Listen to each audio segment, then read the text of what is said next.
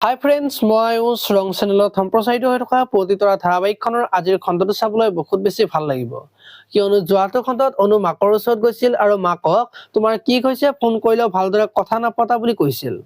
আৰু তেতিয়া মাকে অনুক সকলো ক'বলৈ ওলাইছিল আৰু তেতিয়া কিংচুক আহিছিল আৰু অনুই ঘৰৰ ভিতৰত মদৰ বটল দেখা পাই এইটো ইয়াত কেনেকৈ আহিল বুলি সুধিছিল।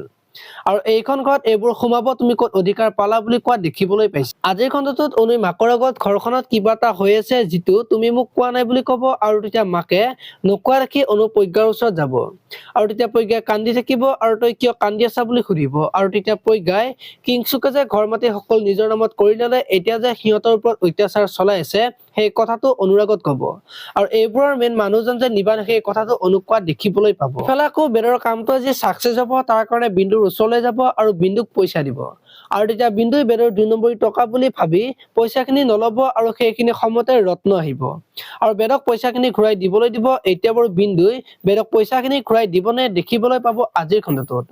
আপোনালোকে প্ৰতিতৰা ধাৰাবাহিকখন চাই কেনেকুৱা পায় কমেন্ট কৰি জনাব আৰু যদি আপোনালোকে এতিয়ালৈকে চেনেলটো ছাবস্ক্ৰাইব কৰা নাই তেতিয়াহ'লে চেনেলটো ছাবস্ক্ৰাইব কৰি ভিডিঅ'টোত এটা লাইক কৰি দিব। ধন্যবাদ।